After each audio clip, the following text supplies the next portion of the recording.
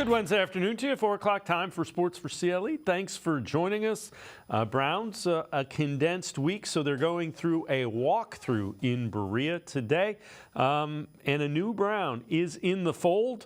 A new Brown who was an old Brown is Kareem Hunt has agreed to a one-year deal worth up to $4 million to help replace Nick Chubb. Sources tell Mary Kay Cabot that Hunt is down about 10 pounds from his playing weight a season ago. Looked mean and lean in his workout. Kevin Stefanski was asked why sign Kareem Hunt at this part of the season as opposed to earlier in the offseason. Yeah, I just think you're always looking at the ways to improve your team, Tony, and based on your team at the moment. Obviously, Nick Chubb being unavailable factored into this decision. And Kareem knows that. And Kareem feels, as sick about Nick's injury as anybody. But, this is the situation that we're in, the circumstances. So I think Kareem's excited about the opportunity. The familiarity that Kareem has, how much does that help given these circumstances? Yeah, I think it's a big deal, Tom. I mean, as you know, when you add players that are free agents, oftentimes you have to ramp them up and get them ready to play. And we have done that. You can do that. In this case, there's obviously some newness that Kareem is learning, but he can pick up things very quickly. So that definitely factored into it. With that, let's welcome in Jeff Lloyd from the Locked On Browns podcast. Jeff, just your thoughts. Kareem Hunt back, and it's a guy that had some other workouts and didn't get signed. Initially, this wasn't necessarily the guy I was looking for. And look, you base it on what you've seen most recently. And, look, last year, Kareem Hunt looked a step slower. My biggest remembrance of thinking of Kareem Hunt last year was the second game against Cincinnati Bengals. It was a 4th and 1. He was the only back in the backfield, and they actually had to turn around and wave him closer. So we lined it up like a traditional fullback, basically so they could make sure that he was going to have enough juice to get to the line and get the first down. He barely got it. And he just, hey, I mean, I think that now, but knowing, the weight, lost 10 pounds. But maybe this was, something that Kareem went through with the visits that he took this year and, with workouts, and maybe some people didn't see it. And so maybe Kareem needed to hear it himself. Look, his name isn't his name anymore. Obviously, Kareem Hunt, the name had a tremendous value in this league for a long, long time. It didn't or doesn't anymore. So he put himself out there, obviously got himself in a little bit better shape. The opportunity and, and I think it was great the way they talked about it as far as, Kareem watching it go down and, everybody you heard speak on it just about how devastated and they were crushed, because Nick is just that type of guy and he's that type of guy with everybody in the locker room. Maybe you don't necessarily get Nick back, but you kind of get a little piece of it because you get somebody who was so close with him coming in here. The fact that he knows the playbook, the fact that he can contribute in pass pro, and also he's always been a good receiver in this offense. But it was a big advantage that he can play on Sunday. It's a big advantage that the Browns play the Ravens the week after, and he knows that team and obviously knows that team very well from a Cleveland Browns perspective. So it's going to be an opportunity here. And, it's going to be a little different for Kareem. He's going to be a little bit more in a mentor role here. Ideally, the plan for the Browns would be that, Jerome Ford and Pierre Strong just play really, really well. But, there's nobody after them. So, 2 running backs was never going to get it done anyway. But you bring in a guy who's got experience within your system, obviously has, an affection for this franchise, has an affection for the state of Ohio. And you can hopefully be somebody that comes in, maybe not just replace Nick because, we know Nick is irreplaceable, but maybe, makes everybody feel a little bit better that even though somebody went walking out of the locker room, that somebody that walked in, kind of knows the situation and is going through the same situation that everybody else in there is. When you look at how this offense changes, without Nick Chubb, don't you expect them to spread the ball out and throw it a little bit? There isn't a guy that you look back and say, man, we got to get him the ball in tight situations. Jerome Ford was fine. He had the big run. You saw some explosion. But you take away that 70 or 60 whatever yard run, and he had, I believe it was 17 carries, 35 yards, something along those lines. I think the first thing, and this is one that, I find a little, tough on Jerome Ford. First off, we're talking about a guy who, up until this point had 8 carries as a rookie, did not play this entire summer, got no preseason action, and basically got all his preseason action in the fourth quarter of the home opener. So Rust, obviously he's still working his way back. But just the situation he went into. I mean, it was on the road in Pittsburgh on Monday Night Football. look, there wasn't a guy in the stadium who didn't know what happened to Nick. Everybody knew it was severe and most likely it was season ending. Everybody knew that. And here's Jerome, just walks into the huddle, finishes the same drive by catching a touchdown pass, gets the 2-point conversion. Next thing you know, here he is going all the way to the right, cutting it all the way back. I think a lot needs to be said for what Jerome Ford did stepping into that situation. Because, look, guys are down. There's no way around it. And, Jerome Ford just basically went in there like, I got to be the best player I can right now because, I know who I'm replacing. So I think, his efforts on Monday Night Football, because he was a guy who probably thought, hey, maybe if it's a good day, I'll get 5 touches, maybe 6. Then all of a sudden, here he was starting running back 1. So I think it's a really, really, really admirable performance by Jerome Ford. And it's going to be interesting to see where he goes through this week. Now that he's going to get the reps, he's going to be running back 1 for this team for, the slight foreseeable future. And, the opportunity is there for him. So, I'm looking forward to it. This is a guy, remember, not this past summer, but the summer before, we were all really excited about. And then all of a sudden, he was blocked by Nick. He was blocked by Kareem Hunt. He was blocked by Dearness Johnson and never got an opportunity. All right, let's head to the voicemail of Truth and Reason. Hey, how you doing? So we all watched the game, and I got to say, the whole offense looked terrible. Defense looked good. Offense looked terrible. Deshaun looked terrible. The receivers looked terrible. Play calling, it was terrible, actually. And Nick Chubb got hurt. This is the 4th year under Kevin Stefanski, and the offense is retracting. He insists on being offensive coordinator. And his team in general, it just looked terrible. They did not look ready at all. And you can blame the players, but you can also blame the coach. It's time to move on from Kevin Stefanski. I mean, they weren't ready. They didn't have the know-how of who they were playing and how to win. I'm just so disappointed. Thanks. Bye. As always, appreciate all the voicemails. I don't know that they didn't look ready to play. They didn't execute at a high level. The players didn't play at a high level. Deshaun Watson missed some throws. I was disappointed in the way, and you know me, I've been a supporter of Deshaun Watson. I was disappointed in the way he played Monday night. Well, look, we've talked about this, and everybody, will Deshaun Watson return to his 2020 form? He doesn't need to. The thing they got to do on offense is not give the defense 2 gift wrap touchdowns. You don't give away those two touchdowns. The Browns win this game 22-12. The defense only gave up 12 points on Monday night. You got to be. The problem is you can't be reckless with the ball. You just can't. And look, Harrison Bryant. Look, I don't care. If the route was maybe you saw it differently. You're a professional athlete. The ball hits you in the hands. You catch the football. That's it. End of the story. The second one, the fumble. Obviously, I think one issue Deshaun is having. And look, a lot of quarterbacks with his mobility will leave a pocket. And that's okay because you understand, what these guys can do by leaving the pocket. But I think Deshaun's leaving the pocket right now, and he's not necessarily sure what his plan is. Are you leaving the pocket to create a high-low where you've got one receiver under coverage, one receiver over coverage, waiting for the D-back to commit either way? Are you leaving the pocket because you want to know if I can get out to the right, I've got 10 yards, I can move the sticks. So I think he's leaving the pocket, but he's not exactly sure the reason he's leaving the pocket. And that's something, if that's going to be the case, then stay in the pocket. It's going to be, difficult against teams like Pittsburgh. The Browns always have problems blocking teams that play an odd front, the 3-4 teams. It's just something with Stefanski's system that doesn't, normally click. They've always had issues with those defenses. But, for Deshaun, no, you've got to tighten it up. I mean, 22 for 40. Look, I don't need, I'd love for him to throw for 70%. But, can we get 65, 63, 64? I still think he can be there. And look, the expectation was always going to be that this team was going to be heavily relying on the arm of Deshaun Watson and maybe less and less on the legs of Nick Chubb. Now they're going to be force-fed to possibly make it work. But, he absolutely has to play better than he has.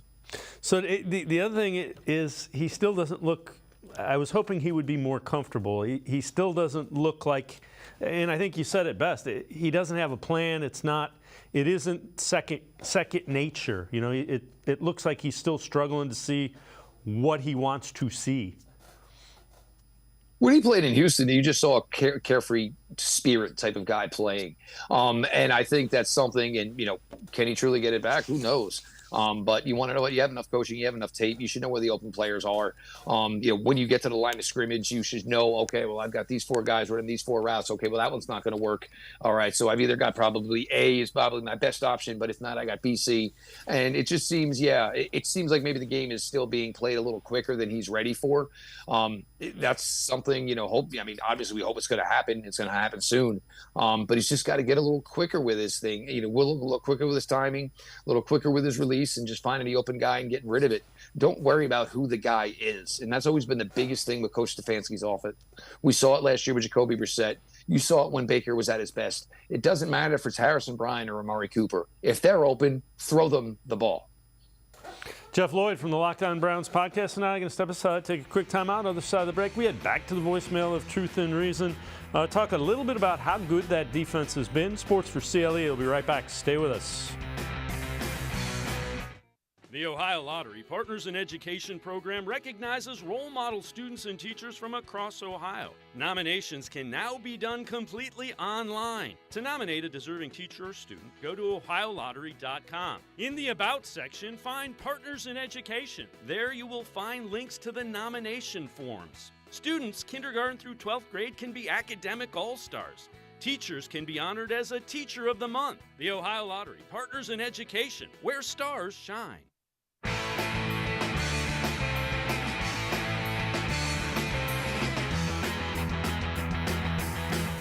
We continue talking Browns on Sports for CLE with Jeff Lloyd from the Locked On Browns podcast. Let's head to the voicemail of Truth and Reason.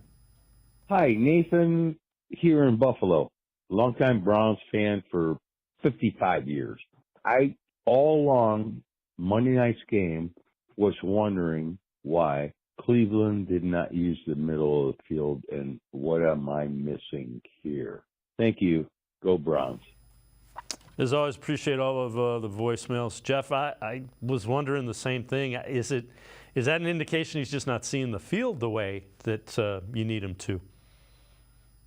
There was certainly something that you saw from week 1 when Pittsburgh played the San Francisco 49ers. Brock Purdy attacked them over the middle, and that was one of the things that was able to contain the Steelers' pass rush that day. They didn't, I'll be honest, they didn't call a lot of it, and what they did call was deeper ones. They didn't call shorter, quick-hitting ones, which is kind of where San Francisco made their money against Pittsburgh. And then just, is he not seeing it? And again, is he trying to make 10-point drives, which are never going to happen? They need to work on it, and that's where the guys like Elijah Moore are supposed to win. He's supposed to play, find a place over the middle, settle, and then use his legs to get more yards. I think they just, they think they have a great amount of talent, and they do. But, what's going to be the bread and butter, so to speak? You fell in, all of a sudden you started throwing deep to Cooper again. That's fine. And that was working. But, Cooper's always been a guy that did a lot of work underneath and, worked the middle of the field as well. David Njoku is somebody that they just really can't get highly involved here right now. Maybe Kareem Hunt come running some Texas routes could be something that could aid this team. But they're not hitting everywhere. You know what I'm saying? When you look at the chart, it's obviously, right, left, middle, short, intermediate, deep. They're not hitting everything. And that's something they really got to start working on because, it felt, and obviously we heard TJ Watt say it, that they know what's coming at times.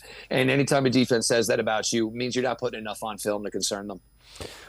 So here's something that's interesting as well. Good news through 2 weeks. Browns defense leads the entire NFL in third down efficiency. So the Steelers and the Bengals converted just 6 of 29 third downs. That's under 21%. Bad news, the offense ranks 30th, 9 of 30, just 30%. And third downs, Jeff, we've talked about this. Third down's where you win. You get them off the field, you convert them. That's what winning teams do. They win it on third down. Right now, the offense just isn't getting it done. No, there's not enough cohesion. And certainly now, as we go into this week here, and you don't have the luxury of saying, I've got a running back that's going to get 100 yards every game he plays, that's certainly going to cause, some hesitation and certainly some concern and probably some sleepless nights over the next few days as the Browns get ready here for Tennessee on Sunday. It's just got to get better. And, maybe, we all kind of fooled ourselves after week 1. Oh, well, the weather and well, there was no weather in Pittsburgh. 22 of 40. Another name, Donovan Peoples-Jones, feels like a guy who's absolutely just, basically, unrecognizable. I mean, are we putting his picture on the back of a milk carton at this point? There's a guy who had a lot of success last year. They can't find a way to get him involved here. There were creative ways last year. They used Donovan Peoples-Jones out of the backfield. If everybody remembers, he scored a touchdown out of the backfield as a receiver against the Ravens late in the season. They just got to figure – maybe they're just trying to do too much, and that could possibly have something to do with it. They just got to find something that works to this point. And for me, it would probably be using, Deshaun a little bit more in the rolling out game because, it's going to create, obviously, passing lanes. And if it doesn't, then most likely he should be able to pick up yards with his legs. They've got to switch things up a little bit. And maybe on a short week, maybe the best thing to do is say, hey, here was the playbook for last week. And here's the playbook for this week. And it's not as extensive, and it's done that way for a reason. So to go in a little bit deeper, just how good the defense has been. This is from Pro Football Focus Browns. Browns defense has only allowed 14 first downs this season. That's best in the NFL. League average is 36.25. So, and keep in mind the touchdown was kind of a busted coverage. Hate to say that, but the 71-yard touchdown, that's the only touchdown the defense has allowed. This defense has allowed 7.5 points in 2 games to this point. That is a phenomenal effort. And the thing that I'm noticing is you're just seeing guys that I think everybody has belief in each other. And when you feel that way about the guys you're playing with, it makes you make sure that you're going 110% every snap. And one of the things I noticed Sunday at watching, and the way it was, with the uniforms, it was really kind of difficult on TV to pick up the numbers, so to speak. But all you saw was white and orange flowing left, white and orange flowing to the right, and everybody kind of had each other's back. And it was appropriate, though. It wasn't, there were 2-3 guys on a ball carrier, but there were other guys staying in their pursuit lanes just in case ball carriers broke things. They're really in a zone right now. They're really, really feeling it. I'm still amazed that they came out of the box this fast because normally defenses, it takes time. It's just realistic to think that way, and there's going to be some growing pains. There's going to be some bumps and bruises. But, from the time these guys started playing in preseason games up until now, Jim Schwartz has just got this unit humming. He held that team to 2.6 yards per carry. That's Pittsburgh Steelers. That was supposed to be the bread and butter of what their team did as they were trying to get Kenny Pickett acclimated in year 2. All right, here's more of just how good that defense has been as well. Percentage of completions, 46.8, best in the NFL. Passing yards, third lowest in the NFL. Rush yards, 130, third fewest. Yards per carry, tied for fourth at 3.2. We've already talked about, the third down efficiency. Pretty much every metric you look at, and I know Jim Schwartz, and we'll hear from him later in the week, he's going to harp on it. They want to take the ball away more often is what the only thing that even Jim Schwartz can ask this defense to do more is turn the ball over more. Well, sure, but I mean, at that point, it's like the question is, are my diamond shoes too tight? I mean, Jim, we'd love some more turnovers. That'd be fantastic. But you're an NFL team holding teams to 7.5 points per game right now as a defense. I mean, there's not much more you can ask of these guys. And look, it's probably going to come because you think the defense is probably only going to get better. The more reps they take, the more cohesion they get with each other. You just figure this group is going to get better. The turnovers are going to come when the offenses are pressured, which means, the Browns offense needs to start helping out here. So when you get to points where it's 13-0 and you got a quarterback says, man, I wouldn't normally make this throw, but we really need a play. And but you saw, and you saw the abilities of these guys and what they're doing right now. Grant helped himself with 2 turnovers on Monday Night Football. This group, it's just a fun group to watch. And me, the former wide receiver in me, look, I'd love to sit here and talk about Elijah Moore, Amari Cooper, Donovan Peoples-Jones, and the offense, but it's just not the story right now. Sadly, it probably needs to be more of the story, but the story right now is easily this Browns defense. So Kevin Stefanski today talked about what he sees from that Titans defense that the Browns are going to have to go against and deal with Sunday at 1. Yeah, very, very physical group. Starts with the run game, getting a ton of touches for Derrick Henry, who's as good as anybody as there is. One man can't tackle Derrick Henry at all. You got to swarm to the football. And then they take their shots. They have a great boot action game, a great keeper game, run actions, play action shots down the field, screen game. So everything really is built off their run game, but it's an impressive attack. And I said Titans defense. I meant Titans offense. It will be a challenge to stop Derrick Henry. Yeah, exactly. But, think about the last time the Browns truly played this team, which was in 2020. They held Derrick Henry in check for most of the game and got up to a big monster lead. And that was in 2020. There weren't a lot of players on that defense. I don't think Jim Schwartz, is going to be that confused. Obviously, it's been a while since he's, been away from Tennessee. But, I'm sure he knows the script and exactly knows what the plan is down there. And, you want to put yourself in a position where, hey, if we're going to lose, it's going to be because Ryan Tannehill beat me, not because we couldn't stop Derrick Henry. So if that means I'm going to put 5 men on the defensive line, I'm going to have my linebackers blitz gaps all day long because we want to get to Derrick Henry before basically he gets the vehicle into overdrive. That is the plan. The plan is, and we've seen teams do this to Nick Chubb in the past, is trying to get as many people, penetrating the line of scrimmage as possible so that hopefully Derrick Henry, or in our case that we saw Nick Chubb, doesn't get anywhere close to top speed. It's a lot easier to bring him down when he's moving left to right than it is when he's moving north to south. All right, before we go to break, let's head back to the voicemail of Truth and Reason.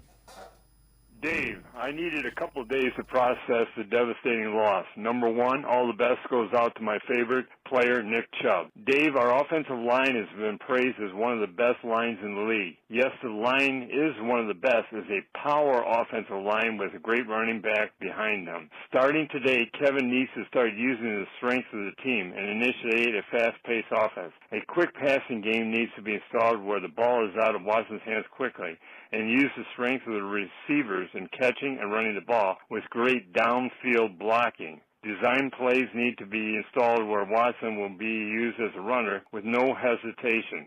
There needs to be long drives need to start to happen so our great defense gets rest and is able to go full go when called upon. A quick-paced power defense using the strength of players has worked tremendously. Doing the same for the offense will get everyone going in a positive direction. As always, appreciate all the voicemails. Yeah, when you think about it, Jeff, get him a couple of easy completions. Get some easy yards. It seems like everything is something they're trying to develop in the passing game. Well, I mean, it's a simple adage of, you think long, you think wrong.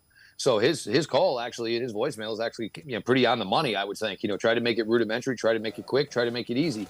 But I know we've talked about this, Dave, and I said one of the things that was an underlying factor that was not being talked about enough for the Browns, was this transition to becoming a team that threw the ball more than it ran it, a team that was going to be more quarterback dependent than it had been in years past.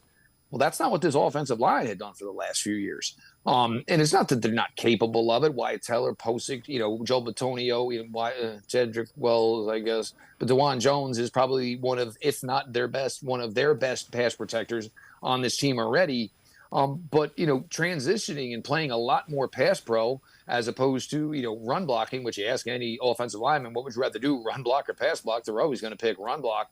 It was one of the stories that, not a lot of people wanted to talk about, but it was going to be something that you seriously had to wonder about because, you were switching this offense and basically doing a 180 with it, which meant, this offensive line that was always so comfortable in run block were now going to be guys that were asked to, be significant contributors as far as pass blockers.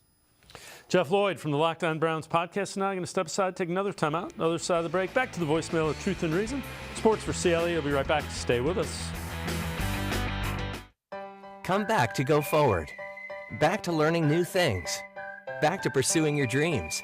Tri-C has flexible learning options to fit your life. And every year, more than 1,000 local companies provide Tri-C students with real-world learning. The right education can boost your lifetime earning power by hundreds of thousands of dollars. Start now with a college education you can afford. Tri-C, where futures begin.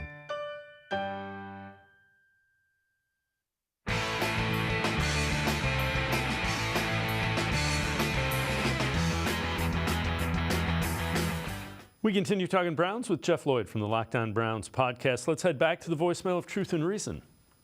I usually not the one for finger pointing, but if you're going to blame somebody, don't blame Watson. Blame the person who was blocking for Watson, and that's Mr. Jedrick Wills. He made Watson's job 10 times harder. You know, Watson was practically running for his life the entire night because of Mr. Jedrick Wills. He did not block a soul, and everybody's over here saying like, oh, Watson was bad, Watson was just terrible.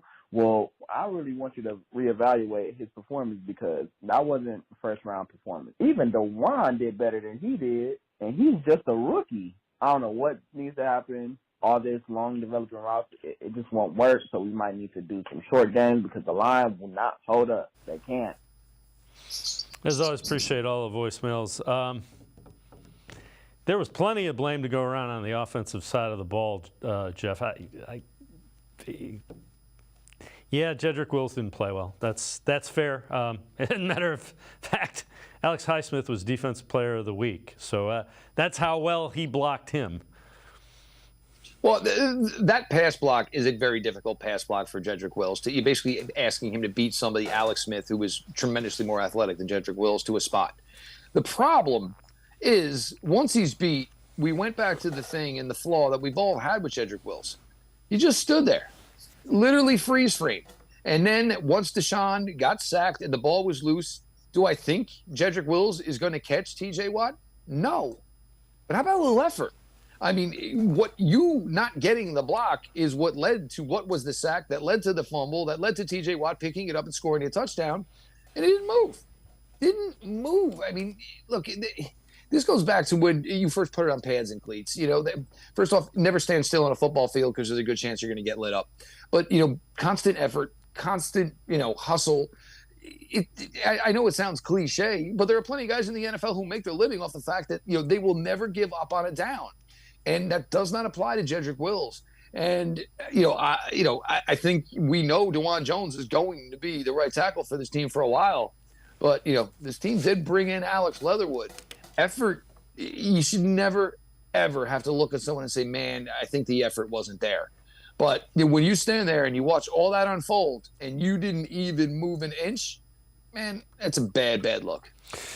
Yeah, and you have to find a way to work around that or minimize it or do something. So it may be it's either quicker passes or move the pocket. You got to do something because you can't. Well, the thing is, but you're the fourth-year left tackle. We picked up your option. We now starting a rookie at the right side. I shouldn't have to say, oh, well, I got to add. I need help over there too. Yep. No. They made everything in you, and the belief is that you're supposed to be there by now. And it's really weird that through one career start, I think we're all a lot more comfortable where DeJuan Jones is, and than we are with Jedrick Wills, and we're on about 40-something starts at this point. Yeah, this is also kind of interesting as well. So this is from Jake Trotter. Browns efficiency rankings through 2 weeks. And now they went out and got a defense coordinator and a special teams coordinator, and you see those rankings. Defense is second, special teams is seventh. Now, offense is 28th. In fairness, you revamped the offense, but the offense is costing you right now. It cost you against the Steelers, and it almost cost you against the Bengals. Well, you revamped the offense, Dave, but what's new? DeJuan Jones is new, and Elijah Moore is new. What's new on the defensive side of the ball? A lot. Look, they got to pay the piper. I mean, it's a bad look for everybody. It's certainly a bad look for the head coach. It's certainly a bad look for the general manager. For all intents and purposes, it's a bad look for the owner because he agreed to all this. It's time. Look, last year was what it was. But look, he had the entire offseason. He had every OTA. Everywhere he went to work out, he had guys come join him, whether it was Njoku, whether it was Elijah Moore, whether it was Amari Cooper. He had all a training camp. He probably played more in the preseason, I think, than some people thought he was going to play. It's time. And are we expecting the 2020 version of Deshaun Watson? No, maybe we never see that version again. But I certainly can't have my quarterback being responsible for 14 points given away in a Monday Night Football game when my defense held the Pittsburgh Steelers at home to 12 points. This is all on the offense. They got to start playing better. And we're not going to talk about it today, but if they don't start playing better, That's when you start to get nervous about, what goes on, and possibly, issues within the locker room of a possible fracture between one side and the other. The defense is more than doing their part. The offense doesn't have to go out there and play like the Kansas City Chiefs. They just got to do enough to where they're not giving points away each week like they did on Monday night. Yeah, the defense will give the offense time to figure out what it needs to do, but you better start figuring out how this offense is going to run. All right, before we go to break, let's head back to the voicemail of Truth and Reason. Yeah, these 2 games have been terrible, especially on offense. And let me tell you what the problem is. It's not our quarterback. It's the coach. The coach has always been an issue. It was an issue when Mayfield was here, and it's an issue now. Just look at Mayfield's numbers in 2 games. And it's all because he's got better coaches than what we have. Stefanski's patty cake offense is not working. 15 other teams run it. All the defenses know how to defend it, and he doesn't change. We're not going to have success. Deshaun Watson is not going to have success here until Stefanski leaves. That is the problem, and we're not going to be winning anything until he leaves. Thank you. As always, appreciate all the voicemails. All right, before we go crazy with Baker Mayfield, they beat the Vikings and the Bears. He's played well against 2 of the worst defenses in the league. And when did Baker Mayfield look the best in his career? In 2020. Right. And guess who he was playing for? Coach Kevin Stefanski. You want to know what? Look, what did we all rave about last year? Wow, Jacoby Brissett looks like a pretty good quarterback. Who was he playing for? Coach Kevin Stefanski. Look, look, am I going to say that this is all on the quarterback? No. But this is supposed to be one of the most individually talented quarterbacks in all of the NFL. And guess what? He should be able to play in any system and succeed in any system. Yeah, and again, it's 2 games, but I'm not seeing what I thought I would see. That's the one thing. And I did give you the mulligan with the weather in week 1, but man, Deshaun Watson is better than that. That's the only thing I'm going to say. He is a better quarterback than he has shown. He was better in week 1 in the rain than he was in week 2. I mean, yeah, the first quarter and a half were terrible, but he took that hit around the 2-minute warning, and he played a lot better after that and put up a solid second half. He didn't play well Monday night. And, your numbers are your numbers. And guess what? If he were up for a contract, he can't say, oh, well, I went 22 of 40 because of the coach. No, you went 22 of 40 because you went 22 of 40. You can't make excuses for, they want to make excuses for everybody. And you want to know what? Nick Chubb got his all these years with Coach Stefanski. Amari Cooper came in last year, got his with Coach Stefanski. Donovan Peoples-Jones put almost 900 yards last year with Coach Stefanski. It always seems popular to point the finger at Coach Stefanski, but there's been multiple quarterbacks who have played really well within this offense. Yeah, and the other thing, the thing that we're not seeing the chemistry with Watson with anybody other than Amari Cooper. Amari Cooper, there seems to be something there, even though he was banged up. Not seeing it with DPJ, not seeing it with Elijah Moore, not seeing it with Njoku. There are weapons. He's got to figure it out. Jeff Lloyd, Locked On Browns podcast, and I are going to step aside, take one more time out, other side of the break, back to the voicemail of Truth and Reason. We'll talk a little bit about the Titans as well. Sports for CLE. We'll be right back. Stay with us. The Ohio Lottery Partners in Education program recognizes role model students and teachers from across Ohio. Nominations can now be done completely online. To nominate a deserving teacher or student, go to OhioLottery.com. In the About section, find Partners in Education. There you will find links to the nomination forms. Students kindergarten through 12th grade can be academic all-stars. Teachers can be honored as a Teacher of the Month. The Ohio Lottery Partners in Education, where stars shine.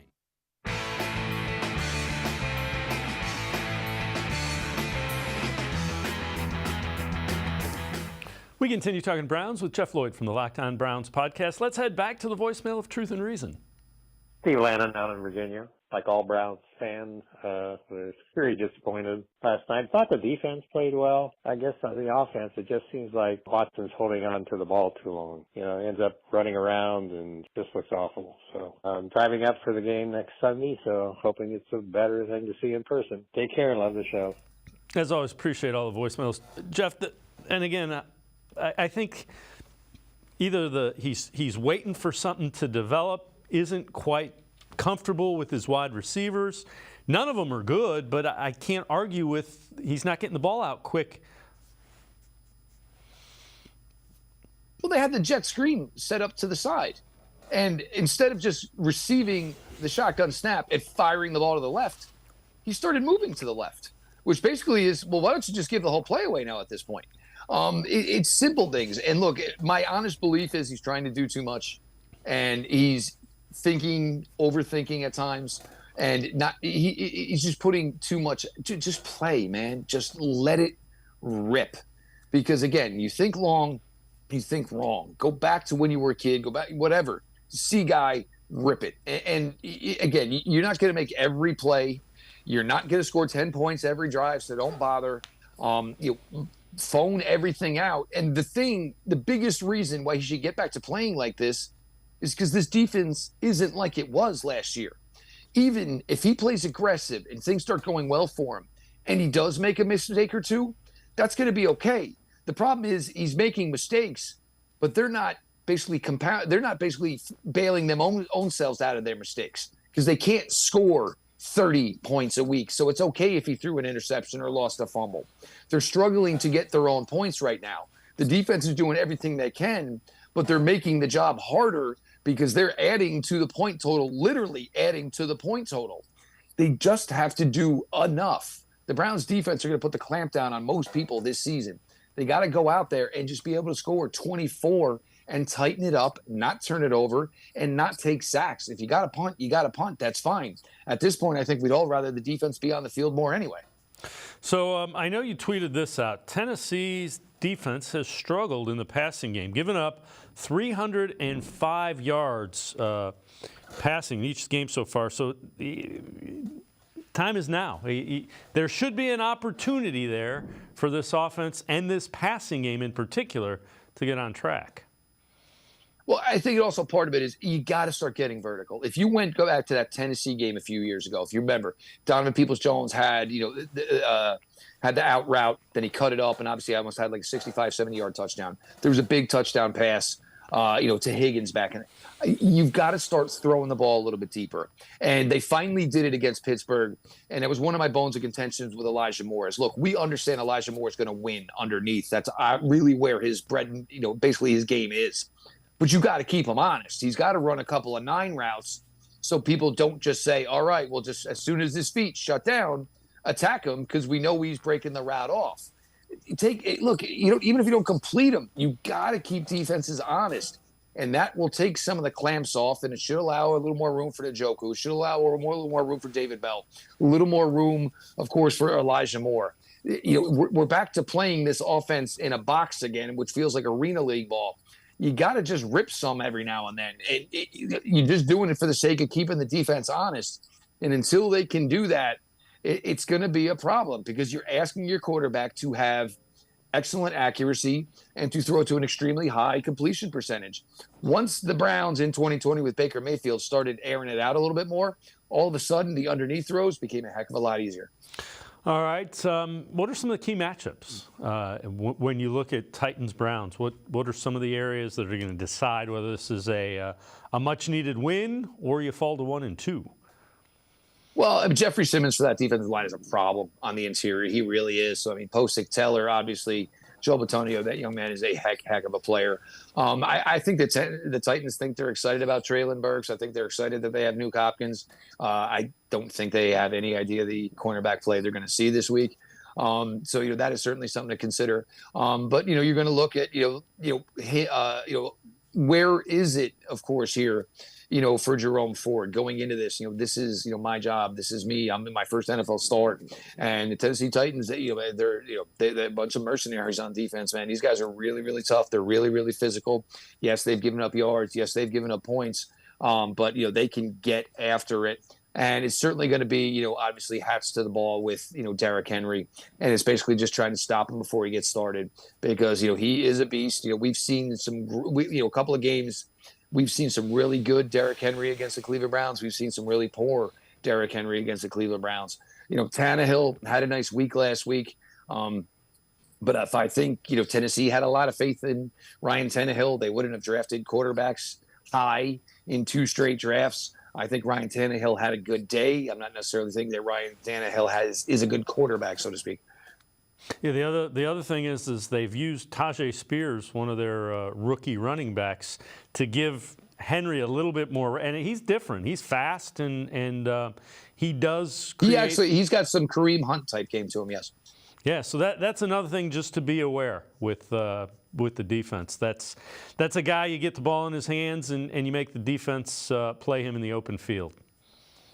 No question about it. Yeah, and you saw obviously, and one of my points with Pittsburgh, I wasn't so concerned necessarily about Harris. I was more concerned probably about Warren, and it turned out to be the case. He was the one that made more plays. The slippery, wiry guy. The Browns are really physical. The defensive line are winning a lot of matchups, so it's easier to shut down the bigger back because again, he's not getting going. The slippery back, Jaylen Warren, out of the backfield was the one that kind of gave him fits. Jeff Lloyd, Locked On Browns podcast, as always, great stuff. Appreciate the time and the insight. Thanks very much, Jeff. Oh, the best, Dave. Thank you so much. Thanks for having me. Jeff Lloyd, make sure you check him out, Locked On Browns podcast. We're going to step aside, take a quick time out. We continue talking Browns. Tyler Johnson, Faithful Dawgs Podcast Network 216, straight ahead. Stay with us. Come back to go forward. Back to learning new things. Back to pursuing your dreams. Tri-C has flexible learning options to fit your life. And every year, more than 1,000 local companies provide Tri-C students with real-world learning.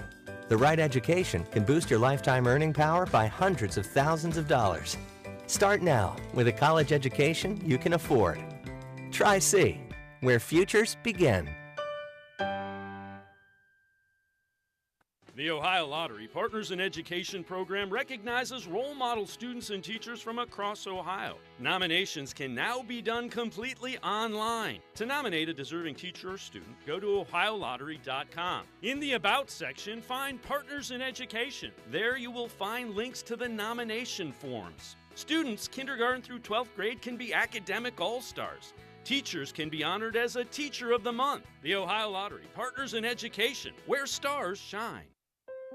I am powerful beyond my wildest imagination. I will define my future. I will keep challenging myself to improve. Because I am a future leader of this great nation. I will be responsible for raising a beautiful family. And educating not only my generation, but many more to come. I will make a difference in my community. And I will stand up for what I believe in. I will not settle for simply chasing my dreams. I will achieve them. Because I was given a chance. An opportunity. A home. At Family, Career, and Community Leaders of America. The ultimate leadership experience. FCCLA has been one of the greatest experiences of my life. It's made me who I am today. Join us. We'll build a new future together.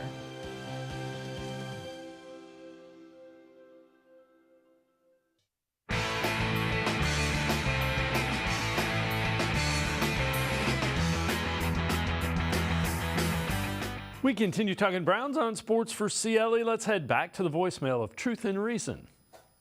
What's up, Dave? This is Taylor, a.k.a. Just Chill, in the comment section. When Watson came back last year, we gave him a pass. We made excuses for him because we said he was rusty. He hadn't played football in almost 2 years. The first game, we all made excuses, saying it was because of inclement weather. And last night's performance was just dreadful. He didn't look like a leader. He had no composure. His timing was off. He held on to the ball too long, and he literally lost the game for the Browns and the fans with that fumble. We need to see better because right now it looks like Deshaun Watson has fleeced the Browns for $230 guaranteed. Thanks for taking my call. Be safe out there, Dave. We all know it's a jungle. Appreciate all the voicemails. Let's welcome in Tyler Johnson, Faithful Dawgs Podcast Network 216. Tyler, I can't argue that Deshaun Watson needs to be better. I think he will be better. But your thoughts, are you ready to give up on him yet?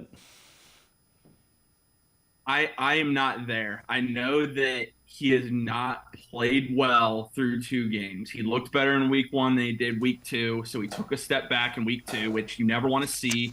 However, That was his 8th game that he has played in 2 years. I understand it's taking longer than a lot of fans want. Like, believe me, it really is. But the Browns are 1-1. They have a game against the Titans on Sunday for the opportunity to go 2-1, and everything is still in front of you. We're 2 games into the year. I think what happened is we always hate losing to the Steelers, and the way the Browns lost is awful on Monday. It was heartbreaking, especially with what happened with Nick Chubb on top of that. But there's no reason to be giving up on Deshaun Watson right now. It's taking more time than we want, but the Browns believe in Deshaun Watson, and as a fan base, we should too, because again, he's played 8 games in 2 years. And I've said before on our show many times, I think Watson is going to look better after the bye week and near the end of the season as opposed to at the beginning of the year, because she is still shaking rust off. He needs as many game reps as possible. So I think he's going to slowly start to improve. But again, we just let that defense carry you. He needs to stop pressing, though, and trying to prove to everyone that he is the best quarterback in the league. Just take what's given to him, and I think everything's going to come to him. And by the time we get past the bye week, we're going to really start seeing the Deshaun Watson that the Browns ended up trading for. Along the lines of Deshaun Watson, Chris Sims from NBC Pro Football Talk on what he saw from Watson through the first couple of weeks, and especially in that Steelers loss. I mean, Deshaun Watson, they got to be concerned about what they're seeing now.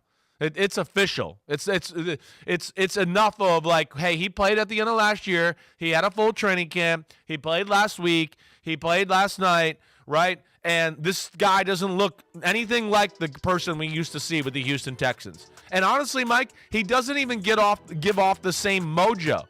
There's not the same look in his eye, magic in his eye. It's like he's been scarred by all the things that happened. And I can imagine that's a real thing. I mean, I'm sure people saying crazy stuff to him all game long, let alone players, fans, whatever else. But the throwing is off sync. The seeing in the field's off sync. Yes, he got out of trouble a few times last night, but he can't run like he used to. He's not the same there either. He's a little too big, in my opinion, and too thick. But, man, for a guy that's got the greatest contract in the history of the NFL, and they want to base this around right now, they got to be worried because it don't look good, he don't look good, and their passing offense is below average where it stands right now through 2 games. Tyler, there's 2 things. Deep balls and get it out quick. It's like there isn't a everything that they're looking for things to develop, and they're developing slowly. Yeah, that's a problem right now. He seems to be a step behind when you're like quick outs to the sideline. He's a step slow right now, and he needs to obviously like speed things up on that end of things, but also when you see him going off of play action, or like the other night, there was a play to Amari Cooper that would have been wide open, but he ended up rolling to his left and not seeing it to his right. Those things are going to start coming back. Right now, it does not look very good. Like there's no way around it. It has not looked very good. We have seen some moments where he's had some throws that are like, okay, that's the guy that we remember, and that's the guy the Browns traded for. But he does have a long way to go. I think also it comes down to he does not seem to trust his offensive line very much. You can see it sometimes that he is very quick to leave the pocket as opposed to staying in the pocket. Now, there are times where it's breaking down and he's got to get out of there as soon as possible. But there also is he's not having the confidence in his offensive line to protect him, especially on that left side with Jed Wills. So he's got a long way to go to improve. And I think with the injury to Nick Chubb and going against a subpar pass defense this week, I think they're going to make a habit of trying to get the ball in Watson's hands and using more quick slants, using some quicker passes, and hopefully he is able to make the defense pay with those reads. All right, before we go to break, let's head back to the voicemail of Truth and Reason. This is Keith calling from Columbus, and a very calm demeanor considering last night. Not going to overreact. So, 1, I would try to go get Jonathan Taylor, whatever it takes to get him. since we're allegedly all in for the season. 2, yeah, Deshaun is still not playing up to par, but when I look across the league, all of the so-called good quarterbacks are struggling.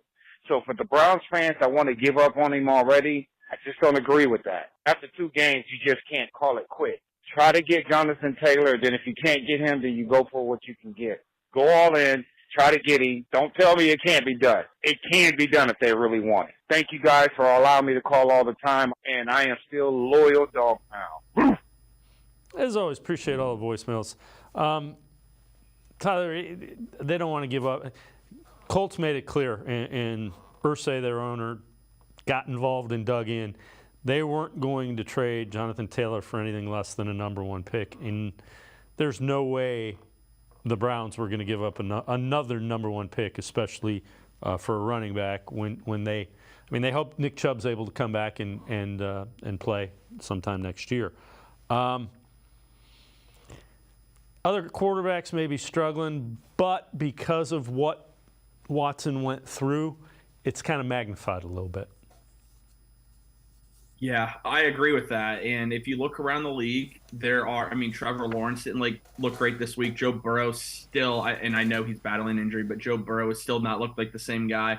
And you're seeing that from around the NFL. But again, because of just Watson's situation, the contract, everything is going to be magnified a lot more. I mean, he is the one in the spotlight. And when he is struggling like he is now, the national media is going to take big time notice of that. And when he does succeed, you're really curious to see if they're going to have that same, well, Deshaun Watson looks like he's back.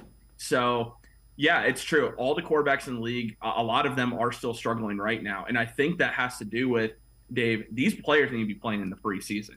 Deshaun Watson even more in the preseason. All of them need to play because you're seeing around the league a lot more injuries, and a lot of players do not look like that they have been ready for the start of the season. So, yeah, that's a big part of what you're seeing around the league. Well, and the other thing is the coaches are still trying to balance it because now you're playing 17 regular season games. So you're kind of, I don't want to say you're easing into it, but you're ramping up into it as opposed to putting some more into the preseason.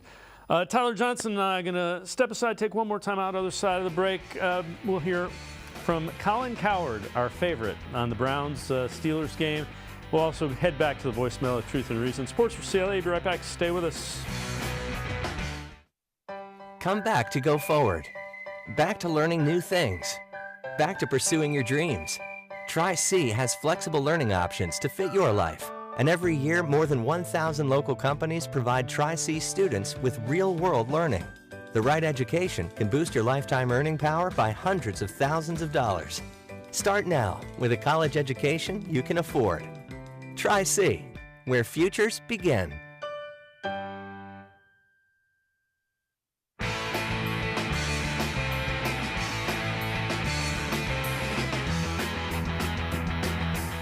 We continue talking Browns on Sports4CLE. Colin Cowherd on the Browns after their loss to the Steelers. This from The Herd with Colin Cowherd.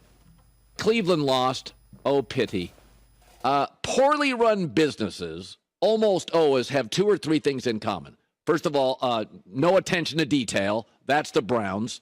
Throw bad money at mistakes. Panic. Not a real culture or accountability. Those are all the Cleveland Browns. So here's Deshaun Watson, who's inactive for 2 years. That's a red flag. So were the 20-plus civil lawsuits. And they give him a fully guaranteed contract. What do you know? He's not the old Deshaun Watson. He's not. He's slower. When he runs, he's not running to throw. He's not running to buy time. He's running to run. Like the really good quarterbacks, Mahomes moves, eyes down the field. Justin Herbert moves, eyes down the field.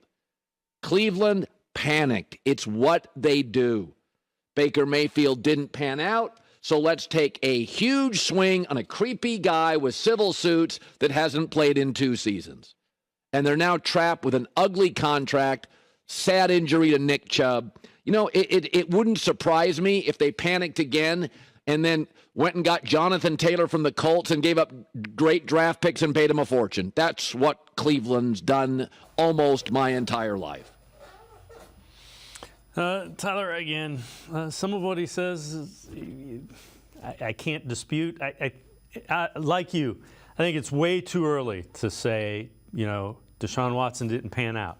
As far as Mahomes has played in the same offense since he's been in the league. This is another offense, so he may be looking downfield trying to figure out where everybody's supposed to be.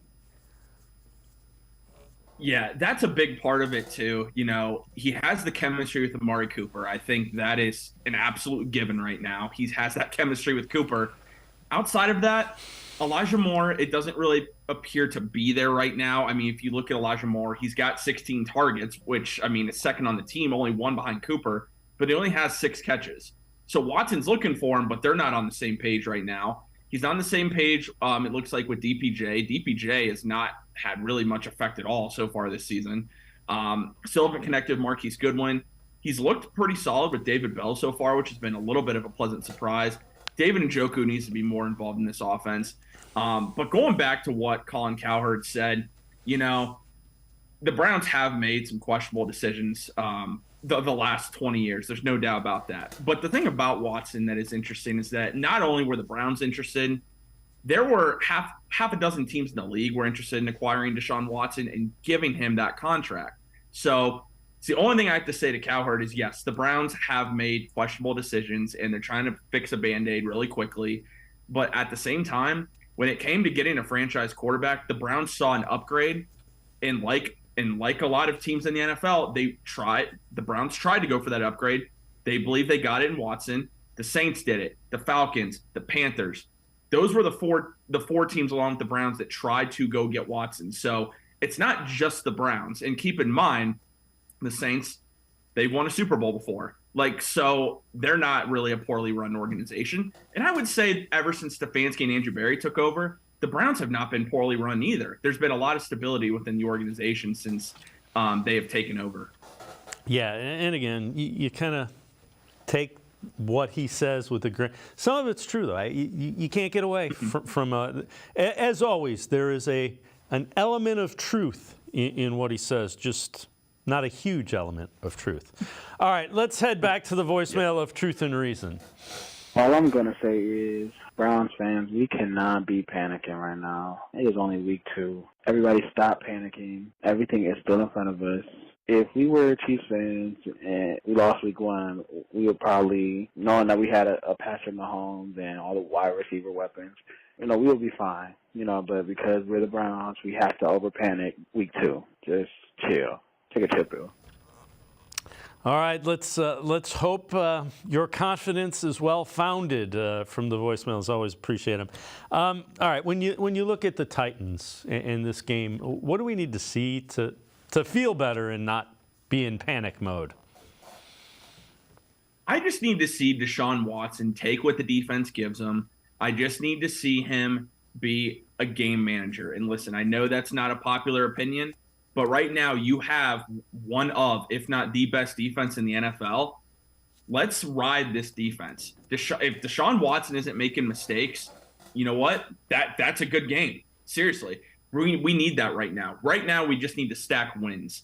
Deshaun Watson's going to get that form, I believe, like I said, after the bye week. When we get to the second half of the season, we're going to start to really see the Deshaun Watson that the Browns traded for. But right now, we need to just see no mistakes, and we just need to see him run the offense efficiently, lead us to a couple scores, and I think we'll be fine. Because one thing about the Titans, they are a team that is going to establish the run with Derrick Henry. What the Browns did the last time they played the Titans, they shut that down by putting 5 on the defensive line, putting 6 or 7 in the box. They are going to make Ryan Tannehill beat them in this game, Jim Schwartz is, and I think that's to the Browns' advantage because I do not believe that Ryan Tannehill is a great NFL quarterback. He is serviceable, and he has been for the Titans, but the Titans drafted Malik Willis last year. They drafted Will Levis this year. Clearly, they do not believe in Ryan Tannehill as their starting quarterback, at least in the future. So I think the Browns have the advantage in this game, but ultimately it's going to come down to who controls the line of scrimmage better, the Browns defensive line against the Titans offensive line, and how does the Titans defensive line do against the Browns offensive line? Both. I like the Browns. The other thing I'll say, though, is the great equalizer is turnovers. They're -2 in each of the first 2 games. And somehow, it's like 20% of teams that are -2. It's not even. It's under that. It's in the teens. If you're -2 turnover in the NFL, it's in the teens the number of times you win. Browns were able to beat the Bengals. So take care of the football. And as long as you do not turn the ball over, you should be able to beat the Tennessee Titans. Tyler Johnson, as always, great stuff. Appreciate the time and the insight. Thanks very much, Tyler. My pleasure, Dave. Thank you for having me. Tyler Johnson, make sure you check him out, Faithful Dogs Podcast Network 216. It's going to do it for this edition of Sports for CLE. We will see you back here tomorrow at 4 o'clock. Have a great night, everybody. See you tomorrow at 4 on Sports for CLE.